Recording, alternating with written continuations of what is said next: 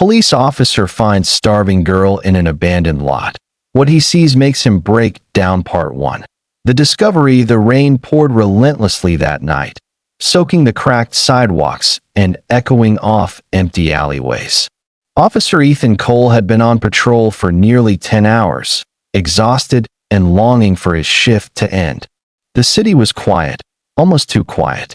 But as he drove past an old industrial area on the outskirts, something caught his attention, a faint movement behind a chain-link fence. He slowed the car, his instincts sharp. Stepping out, his boots splashed in the puddles as he shined his flashlight through the fence. At first, he thought it was just a stray animal. But then, under the cold beam of light, he saw her, a little girl, maybe 6 or 7 years old, crouched beside an old dumpster, shivering, her thin arms wrapped around her knees. Her clothes were torn, her hair tangled, and her eyes, those big, haunting eyes, were filled with fear and hunger. Ethan's heart pounded. "Hey there, it's okay," he said softly, kneeling to her level. She didn't move, her lips trembling. He could see she was terrified. "My name's Ethan. I'm a police officer. I'm here to help you."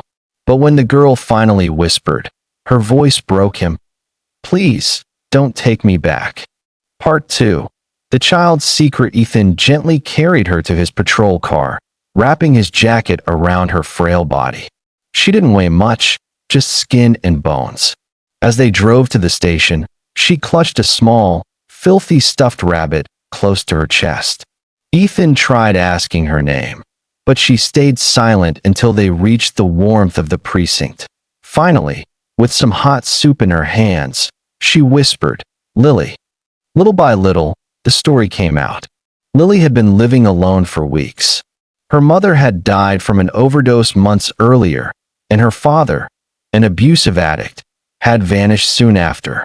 She had wandered through abandoned buildings, surviving on scraps and rainwater. When Ethan asked why she hadn't sought help, her answer shattered him. "Because, last time I did, they sent me back to my dad." Ethan felt his throat tighten. He'd been a cop for 12 years, seen the worst humanity had to offer, but this hit different. He couldn't stop thinking of his own daughter, Sophie, who was only a year older than Lily. The thought of her being out there alone in the cold tore at his heart. Part 3. The battle for justice. Ethan knew protocol. He was supposed to call Child Protective Services, file the report, and move on. But something deep inside him refused. He stayed with Lily that night, sitting outside the small office room where she finally slept peacefully for the first time in months. The next morning, he made calls, everywhere he could, to find her a safe foster home. But bureaucracy moved slowly. When the report came back, it made things worse. Lily's father had a record, but no active warrants. Legally, he could still claim custody if he appeared.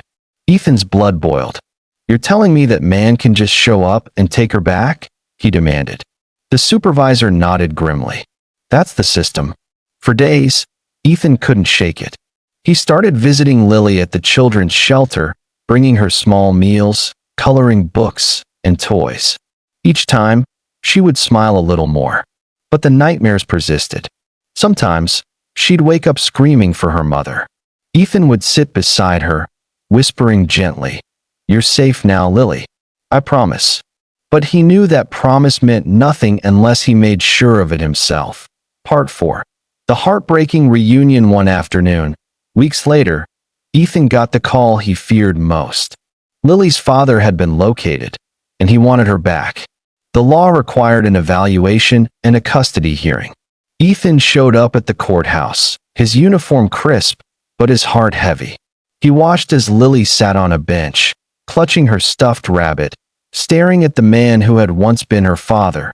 The man barely looked at her. He reeked of alcohol, his hands shaking. When questioned by the judge, he made excuses, claiming he was cleaning up his act. Ethan could hardly sit still. Every word felt like a lie. When it was his turn to speak, he stood up and said, voice trembling with anger, "Your Honor, I've seen this man's record. I've seen what he's done. That little girl deserves better than this." The courtroom was silent. The judge studied him for a long moment. "Officer Cole, are you suggesting an alternative?" Ethan took a deep breath, his decision already made. "Yes, I'd like to apply for guardianship." Gasps rippled through the room. Even Lily looked shocked. Ethan met her eyes, his voice softening. "If she's willing, I'll make sure she never has to live in fear again." Part 5. The healing months later, Ethan stood in his kitchen as laughter filled the air. Lily sat at the table, coloring beside Sophie. The two girls had become inseparable, sisters by bond, if not by blood. The house that had once been quiet since Ethan's divorce now echoed with life again. He remembered that first night in the rain, how broken she had looked.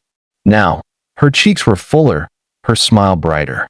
She had started school, made friends, and even joined a children's choir. Every night before bed, she would hug her stuffed rabbit and whisper, "Good night, Daddy." And each time, Ethan would feel a lump in his throat, realizing how much one act of compassion had changed both their lives. He had set out that night as a police officer, doing his duty. But what he found was something far greater, a purpose, a family, and proof that sometimes saving one life can also save your own. Part 2. The biker's promise. Months turned into a year, and what began as one man's outrage had blossomed into something far greater.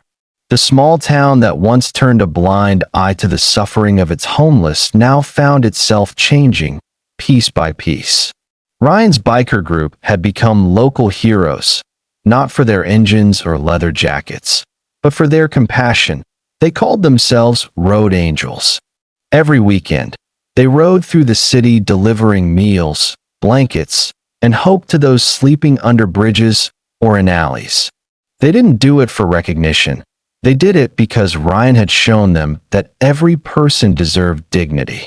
And Walter, the man who once trembled under a streetlight, now rode beside them in the back of a pickup truck, handing out coffee and smiling like he hadn't in years. But change rarely comes without resistance. One cold winter evening, Ryan's group stopped outside the same police station where it had all begun. They were donating supplies for the department's new outreach center, a program started by Captain Hayes herself. Cameras were there, local reporters too, capturing the sight of bikers and cops working side by side. Just as Ryan was speaking to the press, a voice shouted from the crowd. "Funny, coming from a guy who used to fight the police." The crowd murmured. Ryan turned toward the man. It was the suspended officer, Sergeant Miller, the one who had hit Walter months ago. His eyes were full of bitterness and shame, the kind that eats away at a man's pride.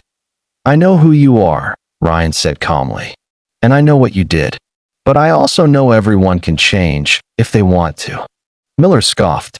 "You don't know anything about me." Ryan took a step closer, his voice steady but kind. "You're right. I don't. But I know what it's like to carry regret. I've done things I'm not proud of too. The difference is whether we let those moments define us or drive us to be better." For a long moment, no one spoke. Then Miller lowered his gaze and quietly walked away. It wasn't forgiveness yet, but it was the first step toward redemption. Weeks later, something unexpected happened. One morning, Ryan received a letter in his garage. Inside was a badge, Miller's badge, along with a handwritten note. "You were right. I want to change. I'm starting over, volunteering at the shelter. Maybe I can still be the man I once swore to be. M." Ryan folded the note carefully and placed it in his wallet. It was a reminder that sometimes the loudest impact isn't made with noise, but with quiet actions that ripple through the hearts of others. Walter's health began to decline that spring. Years of hardship had taken their toll, and one morning, Ryan found him sitting outside the garage, pale but peaceful. "Don't look so worried," Walter said with a faint smile. "You gave me something better than a home, son. You gave me back my purpose." Tears welled in Ryan's eyes. "You gave me mine too, old man." A few days later, Walter passed away in his sleep. The whole town showed up for his funeral, bikers, officers, and even the mayor. For the first time, they weren't divided by status or uniform. They stood together, united by the lesson of one man's compassion. As the casket was lowered, Ryan placed his leather jacket over it, the same one he had once given Walter that rainy night. "You'll always ride with me," he whispered. That summer, Ryan opened a community garage named Walter's Place. It became a safe haven for anyone trying to rebuild their life: homeless veterans, ex-convicts, single parents, anyone willing to work hard for a second chance. The walls were filled with photos from their journey: the night he confronted injustice, the charity rides, and Walter's smiling face. One afternoon, Captain Hayes stopped by. "You know," she said, looking around, "what you started here changed more lives than any policy we've written." Ryan smiled faintly. "Sometimes the world doesn't need more laws," he said. "It just needs more people who care." She nodded. "You ever think of joining the department? We could use men like you." Ryan chuckled. "Nah, I'll keep fixing engines. That's what I'm good at." Then, after a pause, he added, "But if you ever need help fixing hearts, I'm always in." Hayes laughed softly and left, leaving Ryan standing in the doorway, watching the sunset reflect off the chrome of his bike. That he thought about Walter, about Miller, about all the faces he'd seen in the shadows now walking in the light. The road ahead was still long, but for the first time in his life, Ryan knew where it led: toward hope. That night, as his bike roared down the highway, wind rushing past his face, he whispered into the night, "One act of courage, that's all it takes." And somewhere above, under the same stars, it felt like Walter was smiling back. Sparkle's inspiring message: one person's courage to stand up for what's right can awaken the humanity in everyone around them. Compassion doesn't just change lives. It creates ripples that can heal entire communities.